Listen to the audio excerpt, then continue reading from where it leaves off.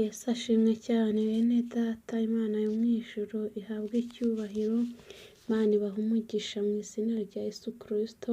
Reka mbabwire ngo igitondo cyiza kandi nibature nziza. Wowe ubonetse muri iyi nibature ukigomwa ibitotsi, Imana iguha umugisha kandi Imana ikumvire mu izina rya Yesu Kristo. Ijambo ry'Imana riratubwira ngo bazaza barira ariko nzabasezerera baseka. Imana ishimwe, Imana ihabwe icyubahiro duhaye amahirwe yo kuba imbere yayo. Dawidi aravuga ngo umunsi umwe mu nzu yawe undutira kuba hanze imyaka. Ni ukuri turi imbere y'Imana umunota umwe, turi imbere y'Imana amasegonda, tubasha kugirirwa neza, tubasha guhindurirwa amateka kandi tubasha guhindurirwa amazina. Imana ibaha umugisha cyane kandi mbahaye ikaze ku Gasambi TV. Uwo mugiye kubana muri nibature ni Pastor Jack mukunda cyane kandi nanjye ndabakunda. Imana ibaha umugisha mu izina rya Yesu. Reka dusenge Imana kugira ngo ibane natwe, kadusengera imitima iri aha hantu, kadusengera abarushye, reka dusengera abaremerewe, reka dusengera imiryango yacu, reka dusengera inshuti zacu, reka dusengera igihugu cyacu, reka dusengera amatorero yacu, kubera yuko n'Imana yumva kandi n'Imana ishobora byose. Ariko reka nkubwire ngo wowe ugeze aha hantu uri umunyamugisha kandi uri umunyamahirwe, kuko hari ikintu Imana ishaka gukora mu buzima bwawe kandi witegure impinduka. Wowe tuzabana muri izi nibature, uyu ni umunsi wa mbere dutangiye nibature, izaba icyumweru cyose ni nibature yo gusaba Imana umugisha, ni nibature yo gusaba Imana umugisha. Imana itugirire neza. Ushobora kutabyumva, ushobora kutabisobanukirwa, ariko twateguye nibature yo gusaba Imana umugisha. Uyu munsi wa mbere rero hari ikintu turi busabe Imana, uze kuba maso kandi uze kuba hafi. Turashaka guhura n'umugisha wacu. Ni kenshi Imana igusezeranya umugisha, ariko dufite nibature yo gusenga kugira ngo Imana iduhuze n'umugisha wacu, kandi turiho turasaba Imana umugisha. Imana yacu ntihabwe icyubahiro. Reka dusenge, ariko nagira ngo nkubwire intego y'iyi nibature, iki cyumweru dutangiye. Uyu ni umunsi wa mbere, nubwo ari tariki 19 z'ukwa cumi, ariko nibwo dutangiye icyumweru cyo gusaba Imana umugisha. Imana itugirire neza.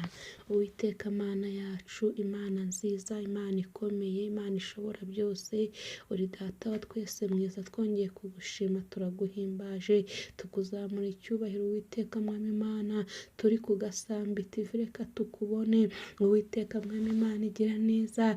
Data waravuze ngo mwese abarushye n'abaremerewe muze munsange ndabaruhura. Uwiteka Mwami Imana Data, turisuzumye dusanga turarushye kandi dusanze turemerewe, ariko Mwami Imana Data duhisemo kugusanga kugira ngo turuhure.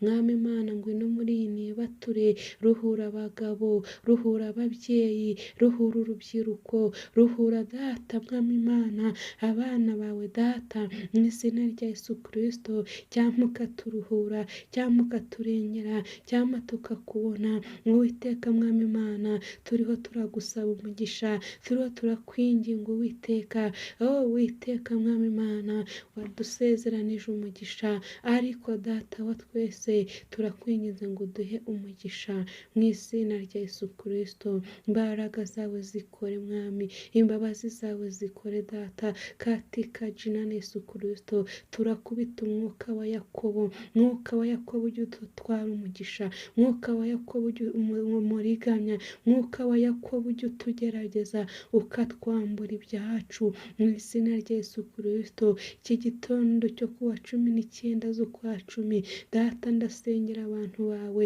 reka Mwami Imana ubirukaneho umwuka wa Yakobo mu izina rya Yesu Kristo. Uwiteka mwami wanjye, Mana nziza, Imana ishobora byose, reka ukureho umwuka wa Yakobo, mwuka wa Yakobo awukure ku bakobwa, mwuka wa Yakobo awukure ku babyeyi, mwuka wa Yakobo awukure ku bashumba, mwuka wa Yakobo awukure ku baririmbyi, mwuka wa Yakobo awukure ku banyarwanda, mwuka wa Yakobo awukure ku bakijijwe, umwuka wa Yakobo awukure ku bizera, umwuka wa Yakobo awukure ku banyamasezerano. Uwiteka mwami wanjye, data wa twese, uyu munsi data wa twese, reka udukureho umwuka wa Yakobo, mwuka uturiganya, mwuka utwambura ibyacu, mwuka utwambura abo turi bo, katika jina na Yesu Kristo. Mwami wanjye, Mana nziza, uyu munsi bimenyekane yuko wabanye natwe, uyu munsi bimenyekane ko watugiriye neza, mu izina rya Yesu Kristo.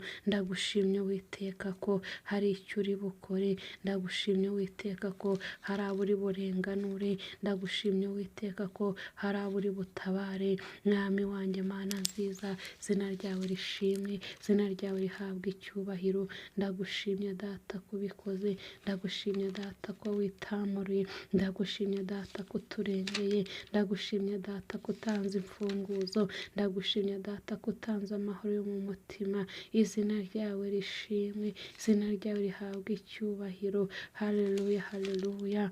Mana ndakunezerewe, uri Imana ishobora byose, uri Imana nziza data, nubane natwe Uwiteka, tuje kugusaba umugisha, ariko dukurireho umwuka wa Yakobo, mu izina rya Yesu Kristo. Hari umwuka wa Yakobo wagenze ku buzima bwacu, hari umwuka wa Yakobo wagenze ku miryango yacu, hari umwuka wa Yakobo wagenze mu mihamagaro yacu, hari umwuka wa Yakobo wagenze muri bizinesi, hari umwuka wa Yakobo wagenze muri mariage, hari umwuka wa Yakobo wagenze mu mihamagaro. Ariko Uwiteka data, uyu munsi udukureho umwuka wa Yakobo, kandi udukureho umwuka wadusenyaga data. Icyo dushaka ni umugisha, mu izina rya Yesu Kristo, amena.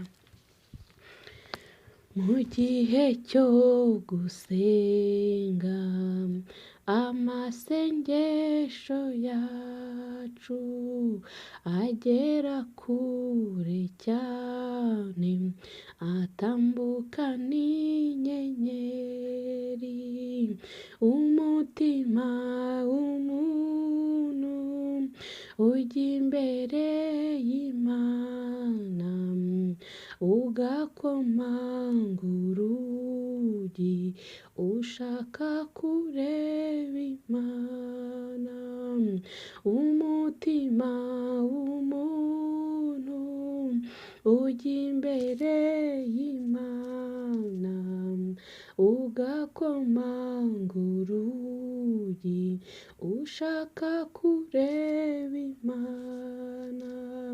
Nta mahoro yuzuye twabona muri iyi si, kwa data niho gusa hasendereye amahoro.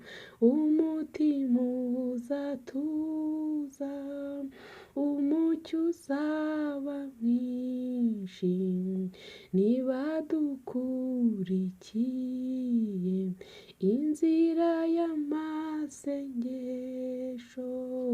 Umutima uzatuza, umucyo uzaba mwinshi, niba dukurikiye inzira y'amasengesho. Ndetse n'umwana muto uzi gusenga Imana, ntabwo azagira ubwoba, azafashwa no gusenga.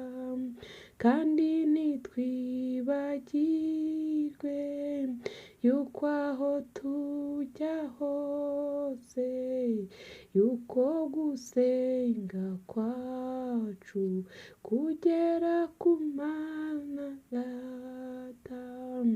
Kandi ntitwibagirwe yuko aho tujya hose wavuze yuko gusenga kwacu kugera ku Mana Data. Haleluya, haleluya. Mana yacu nishimwe cyane ngo mu gihe cyo gusenga bene data ngo amasengesho yacu ngo agera kure cyane ngo ndetse atambuka n'inyenyeri. Oh Uwiteka Imana yacu nahabwe icyubahiro. Reka isengesho turi busenge muri iyi nibature, iri sengesho rize kurenga inyenyeri, iri sengesho rize kurenga amagambo bakuvuze, iri sengesho rize kurenga akagambane, iri sengesho rirenge karande zikugendaho mu izina rya Yesu. Oh Rabine Fodotaya. Igitero cya kabiri kikavuga ngo nta mahoro yuzuye twabona muri iyi si, ngo kwa data niho gusa huzuye amahoro. Yo Rabine Fodotaya. Ngo ariko ngo umutima uzatuza, ngo umucyo uzaba mwinshi nidukurikira inzira y'amasengesho. Akira umucyo wowe tuzindukanye muri iyi nibature, akira umucyo wowe uje kubana natwe. Imana iguha umugisha, Imana ikugirire neza. Nusenga umuryango wawe uzakira umucyo, nusenga mu kazi hazaba umucyo, nusenga mu itorero hazaba umucyo. Imana yacu nishimwe cyane. Dore mu gusenga harimo ibanga, mu gusenga harimo imbaraga, mu gusenga ibintu birahinduka, mu gusenga Imana yongera iminsi yo kubaho, mu gusenga Imana itanga imbabazi, mu gusenga Imana itanga imbaraga, mu gusenga Imana iratuneshereza, mu gusenga Imana iraturwanirira. Iyi minsi 7 tugiye gusenga dusaba Imana umugisha. Reka tubone umucyo mu izina rya Yesu Kristo, ngo umucyo uzaba mwinshi ngo nidukurikira inzira y'amasengesho. Akira ibanga ryo gusenga wowe uje muri iki gitondo, akira ibanga ryo gusenga winanirwa wicika intege wibikore. Ni ibintu dukora ku buntu, nta mafaranga ntaki, ariko bikatuzanira inyungu, bikatuzanira ubuzima, bikatubeshaho, bikaduhuza n'Imana, tudaciye muri Amerika, tudaciye ku bantu, ahubwo oh haleluya. La bonne taya. Ndagushimye Uwiteka, ndagushimye kuzabana natwe muri izi nibature, ndagushimye ko tuzabona ukuboko kwawe, ndagushimye Data wa twese. Yo Rabine Fodotaya. Uwiteka ndakunezerewe Mwami Data, ndimo ndakumva, ndimo ndumva imirindi yawe. Uwiteka Mwami Imana Data, urashaka abantu bagushaka mu gihe nk'iki, urashaka abantu batagushakira mu mabiro, urashaka abantu batagushakira munsi y'intebe, urashaka abantu batagushakira mu bantu. Yo urashaka abantu bafite umwete, bafite umutima. Abo bantu niba ugiye kugirira neza. Wowe uri kumbwira ngo nimbwira abantu ngo ugiye kugirira neza abantu babikwiriye, ugiye kugirira neza abantu bari kugushaka, ugiye kugirira neza abantu bari guca bugufi, ugiye kugirira neza abantu bari maso, abarangaye barasigaye. Uwiteka Mwami Imana, impamvu turi hano muri nibature nuko Data tugushaka, turagushaka Uwiteka, turagushaka Mwami Imana. Uwiteka Mwami Imana, harimo abarushye, harimo abaremerewe, ariko twaje kugushaka, twaje kukwinginga Mwami, cyama tukakubona. Data Data Data. Umuririmbyi yaravuze ngo ntumpiteho Mukiza, ubwo ugenderera abandi nanjye ntunsige. Mwami Imana Data, ntuce kuri aba babyeyi bamaze igihe barwaye, ntuce kuri aba bakobwa bamaze igihe babeshywa, ntuce kuri aba basore babuze icyerekezo, ntuce kuri aba bashumba Uwiteka Mwami Imana babuze ijambo, ntubaceho Uwiteka Mwami Imana. Yorere bonne taya. Uri Imana ikomeye, uri Imana ishobora byose. Ndagushimye Uwiteka, ndagushimye Uwiteka ko hari abantu Data wa twese. Yorere bonne taya. Hari abantu Data bari kure y'amasezerano, ariko ubigije hafi y'amasezerano. Mwami nushimwe kandi nuhabwe icyubahiro. icyubahiro, izina ryawe rishimwe data, data uhabwa icyubahiro mwami, izina ryawe rishimwe, amena. Bene data narindi kubabwira ngo umucyo uzaba mwinshi, nidukurikira inzira y'amasengesho umucyo uzaba mwinshi, hari ibizafunguka, hari ibizemera, hari ibizakunda, kubera twakurikiye inzira y'amasengesho, tutakurikiye abapfumu, tutakurikiye amagambo, tutirwaniriye, ahubwo indirimbo iratubwiye ngo umucyo uzaba mwinshi, aho wakira umucyo mu izina rya Yesu. Reka dusome ijambo ry'Imana. Imana impaye kuri uyu munsi w'iki cyumweru cyo gusaba Imana umugisha, reka dohotaya rebone fodotayini, reka dusabe Imana umugisha, ariko reka tubanze twumvire ijambo Imana iduhaye uyu munsi. Izina ry'Imana rihabwa icyubahiro. Nitangirira ibice 25 duhereye ku murongo wa 27, haravuga ngo Esawu aguza Yakobo ubutware bwe. Abo bahungu barakura, Esawu aba umuhigi w'umuhanga w'umunyeshyamba, Yakobo yari umunyamahane make, yabaga mu mahema, maze Isaka yakundiraga Esawu yuko yajyaga arya ku muhigo we. Rebeka we yakundaga Yakobo. Buke Yakobo ateka imboga, Esawu arinjira avuye mu ishyamba akoza. Esawu abwira Yakobo ati ndakwinginze ngaburira ku bitukura utetse, kuri ibyo bitukura byawe, kuko nkoza. Nicyo cyatumye yitwa Edomu. Imana itugirire neza. Yakobo aramusubiza ati keretse twagura ubutware bwawe uyu munsi. Esawu aramusubiza ati ubu se ko ngiye gupfa, ubwo butware bumariye iki? Yakobo aramubwira ati ndahira uyu munsi. Aramurahira, agurisha Yakobo ubutware bwe. Yakobo aha Esawu umutsima n'ibishyimbo yatetse, ararya aranywa, arahaguruka arigendera.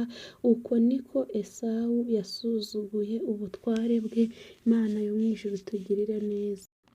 Haleluya, haleluya bene data, Imana yacu ihabwa icyubahiro. Iri ni ryo jambo Imana iduhaye umunsi, tugiye gusengeramo, tugiye kwihaniramo. Uwiteka Imana tugirire neza. Mwene data, hari igihe waba warabaye Esawu, hari igihe naba narabaye Esawu. Esawu ngo yari umunyamugisha, Esawu yari afite ubutware, ariko aza kubugurisha kubera inzara. Imana itugirire neza, Imana iturengere mu izina rya Yesu Kristo. Ngo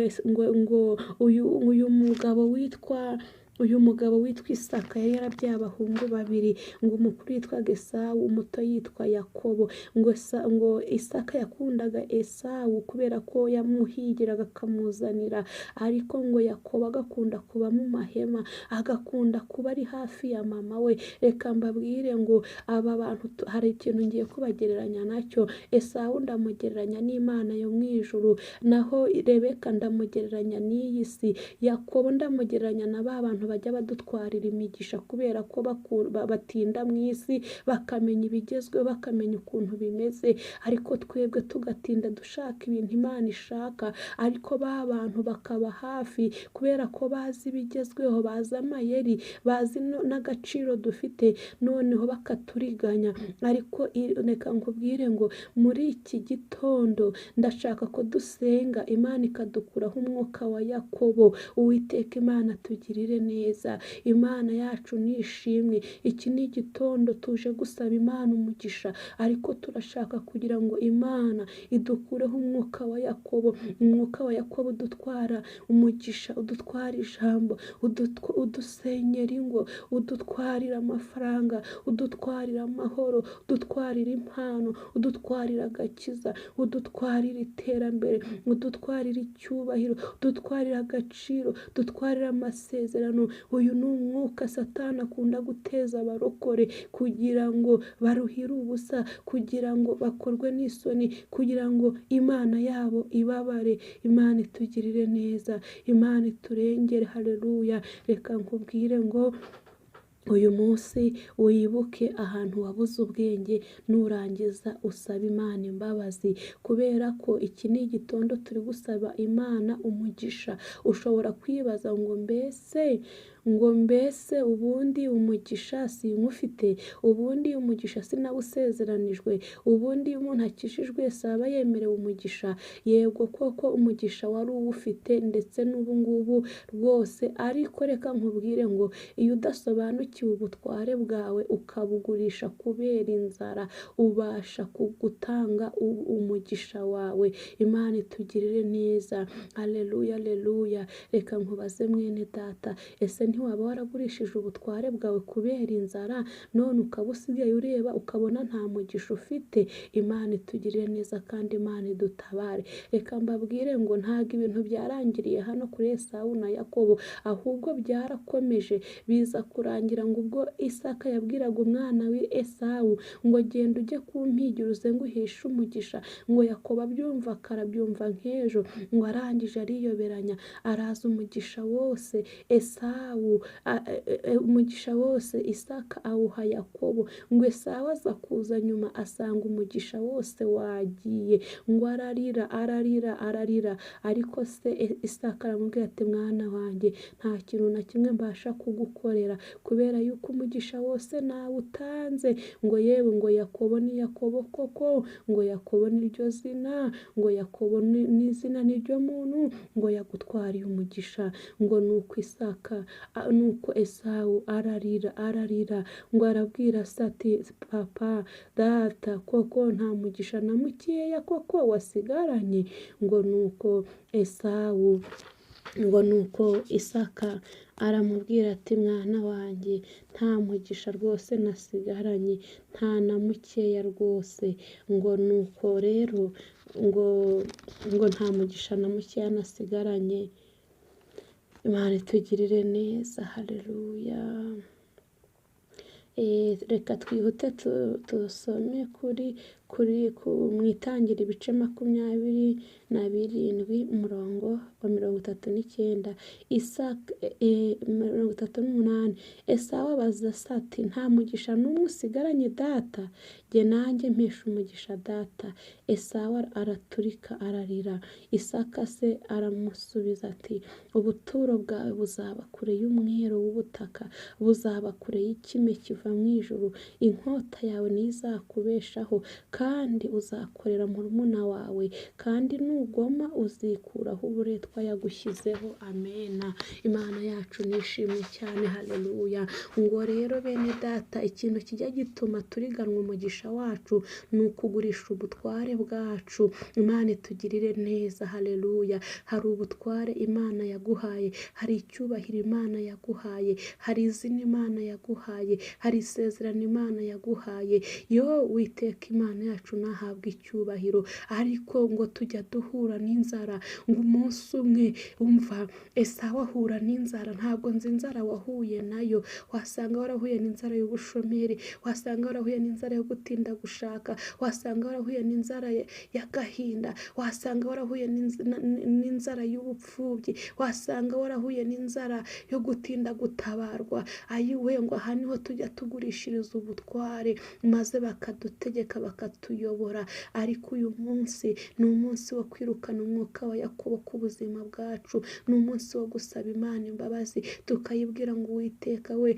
tubabare aho twagurishije ubutware bwacu kubera inzara. Imana itugirire neza. Wa mukobwa we, hari aho wagurishije ubutware bwawe kubera inzara, hari aho watanze akabizu. Wa mubyeyi we, hari aho wagurishije ubutware bwawe. Wa mupapa we, hari aho wagurishije ubutware bwawe. Ayiwe wa murokore we, hari aho wagurishije ubutware bwawe. Reka mbabwire ngo ubutware ni ikintu gikomeye, kandi Satani arabizi ko turi abatware, ariko nawe adutegera mu nzara, adutegera hakomeye, akatugamburuza, tukagamburura ibyo Imana yaratubwiye byose bigahinduka ubusa, akatwinjirira. Ariko Uwiteka Imana, reka mbabwire ngo iki gitondo tuje gusaba Imana umugisha. Imana itubabarire kugurisha ubutware, kandi Imana idukureho umwuka wa Yakobo uhora uturi hafi, witeguye kutuyobora, witeguye kwicara mu byo twaruhiye, witeguye kuturiganya, witeguye kudusendesha, witeguye kudutesha agaciro, witeguye kudusubiza inyuma, witeguye kwicara mu byacu. Imana igukiza umwuka wa Yakobo muri iki gitondo, nimara kugukiza umwuka wa Yakobo maze ikwinjize mu byawe, ubashe kubona umugisha. Erega humura, ya masezerano Imana yaguhaye yose ntago yakubeshye, kubera ko nta deni yari ikurimo, ahubwo wahuye na Yakobo. Yakobo agufatirana n'inzara, arakwambura, arakurahiza, akwambura urugo rwawe, akwambura urubyaro rwawe, akwambura abana bawe, akwambura amahoro yawe, akwambura amasezerano, arakuriganya. Imana itugirire neza. Ariko uyu munsi Imana iradukuraho umwuka wa Yakobo. Imana ishimwe, Imana ihabwa icyubahiro. Ayiwe, uyu murongo wa nyuma dusomye ngo nuko Esawu araza ararira. Ayiwe, natwe dukwiriye gusaba umugisha turira, dukwiriye kuwusaba turira, kubera yuko hari igihe nyine twari tuwukwiriye ariko ntitwawubona kubera Yakobo, kubera inzara. Ariko reka nkubwire ngo iki ni igihe ugiye kwinjira mu mugisha wawe, iki ni igihe Imana ikwigije imbere, iki ni igihe Imana ikweretse aho byapfiriye, iki ni igihe Imana ikugiriye neza. Ayiwe Mana, ndagushimye kubw'iki cyumweru, izina ryawe rihabwa icyubahiro. Ayiwe, uracyakodesha kubera Yakobo, urakizengurukaho kubera Yakobo. Ayiwe, ufite university ariko numva wicaye mu rugo, ariko Mana, dukize umwuka wa Yakobo.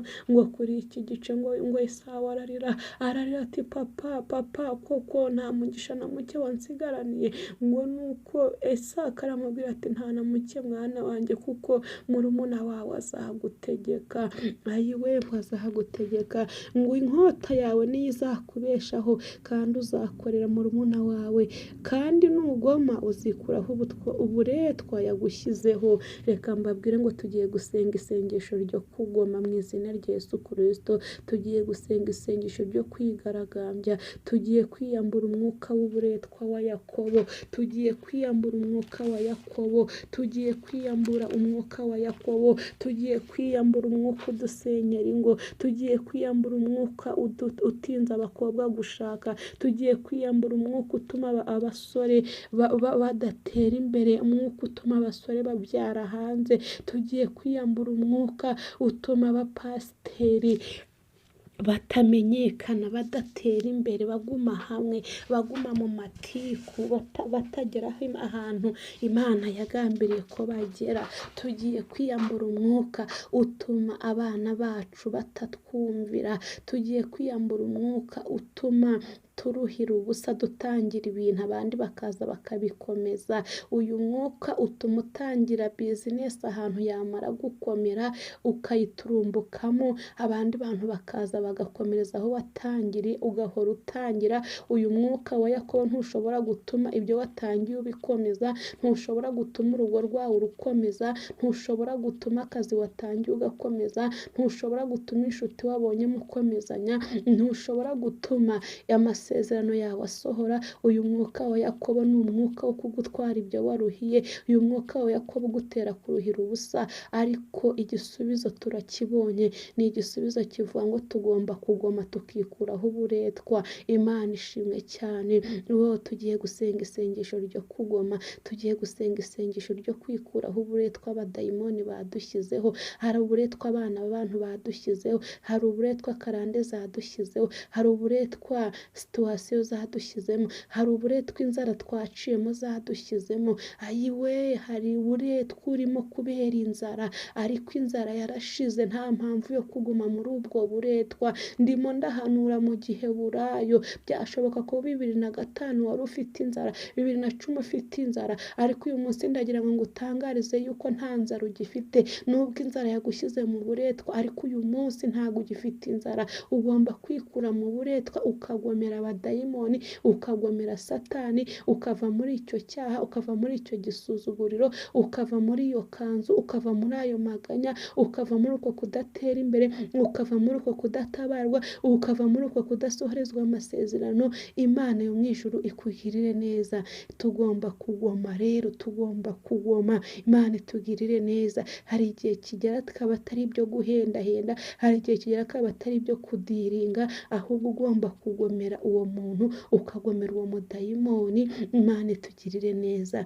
Haleluya, haleluya. Mana yacu, Mana nziza, Imana ikomeye, aka kanya tubonye yuko ubutware bwacu twabutanze kubera inzara, ariko turavuguruza uwo mwuka wa Yakobo mu izina rya Yesu Kristo. Icyo gihe hari inzara, ariko mu izina rya Yesu Kristo turavuguruza, tugaruje ubutware bwacu mu izina rya Yesu Kristo. Abapapa ntibasubirane ubutware bwabo, abakobwa ntibasubirane ubutware bwabo, ababyeyi ntibasubirane ubutware bwabo, abakozi bawe ntibasubirane ubutware bwabo mu izina rya Yesu Kristo. Muri iki gitondo twakiye ubutware. Ubutware nibwo buduhesha umugisha. Umutware arakorerwa ntakora. Mu izina rya Yesu Kristo duhamagaje ubutware mu izina rya Yesu Kristo. Nugarura ubutware Uwiteka, nugarura izi mfunguzo wanyeretse. Wambwiye ngo uje gutanga imfunguzo. Uwiteka Mwami Imana Data, ndatura ubutware ku bantu bawe mu izina rya Yesu Kristo. Uwiteka Imana igira neza, abari barambuwe ubutware n'abadayimoni, ndakubita hasi, ndakongora mu izina rya Yesu Kristo. Uwiteka Imana ikomeye, Imana ishobora byose, Imana nziza, Imana itajya ibura ukuntu ibigenza, ndakwinginze ngo imbaraga zawe zikore mu izina rya Yesu Kristo. Uwiteka, ndahamagara umuriro utwike icyo gisuzuguriro, ndahamagara umuriro ngo utwike uko kwimwa ijambo, ndahamagara umuriro mu izina rya Yesu Kristo. Kubita hasi imyuka y'ikiryango itugendaho, dayimoni murondozi, faya mu izina rya Yesu Kristo. Mwuka w'amadeni ndawutwitse, mwuka wo gukodesha ndawutwitse, mwuka w'uburwayi ndawutwitse, mwuka w'ubusambanyi busenya ingo ndawutwitse mu izina rya Yesu Kristo. Mwuka wo kudatera imbere mu izina rya Yesu Kristo. Mwuka wo kudahuza n'imiryango yacu mu izina rya Yesu Kristo. Mwuka w'ubushomeri mu izina rya Yesu Kristo. Mwuka wo gutinda gushaka ndawutwitse mu izina rya Yesu Kristo. Mwuka w'inyatsi ndawutwitse mu izina rya Yesu Kristo. Mwuka wo gusara ndawutwitse mu izina rya Yesu Kristo. Data wa twese, hari abantu bohoye, hari abantu bari barasaze ariko batabizi. Ayiwe, hari abantu Satani yaratwaye ubwenge n'abarozi, ariko uri kumbwira ngo bose ujye ubakora ku mitwe, ugaruye ubwenge, utanze ubwenge, utanze amahoro. Ushimwe Uwiteka Mwami Imana Data wa twese, tugushimiye iki gitondo. Iki gitondo ni deliverance katika jina Yesu Kristo. Reka abantu bakira adresse, reka abantu bakire gakondo, reka abantu bakire aho babarizwa. Ndirukana umwuka w'uruzerero, ndirukana umwuka wo gusenya, ndirukana umwuka wo kudatera imbere, ndirukana umwuka wo gukenyuka, ndirukana umwuka w'icyangiro, ndirukana umwuka w'igisuzuguriro, ndirukana umwuka wo kwijandika mu byaha, ndirukana umwuka wo guteshwa agaciro, ndirukana umwuka wo gupfa abantu bahagaze mu izina rya Yesu Kristo. Ndahamagara ubutware, ndahamagara umugisha, ndahamagara ubuzima, ndahamagara agaciro bambuwe na Satani n'abadayimoni n'abarozi mu izina rya Yesu Kristo. Uwiteka Mwami Imana, iki gitondo kibe igitondo cyo gusubirana ubutware twari twarambuwe mu izina rya Yesu Kristo. Hereza ababyeyi ubutware, hereza urubyiruko ubutware, hereza abakozi bawe ubutware, hereza abapapa ubutware. Uwiteka Mwami Imana, data mu izina rya Yesu Kristo. Uwiteka Mwami Imana igira neza, turabohoza ibyacu Mwami Imana Data, ngo marayika uvuye mu ijuru yabirinduye igitare cyicaraho. Iki gitondo ubirindura igitare, udukuraho badushyize, udukuraho dutinze mu izina rya Yesu Kristo. ababoshye babohoke, abazirikiwe ku mavuko yabo mu izina rya Yesu Kristo ndabakurayo, abavumiwe aho batinze ndabakurayo mu izina rya Yesu Kristo. Uwiteka Mwami Imana, ndafungura ikirere, ndakubita ubwami bw'ubuperesi, ndananiza mu izina rya Yesu Kristo. Reka ibisubizo byaheze mu kirere mu izina rya Yesu Kristo.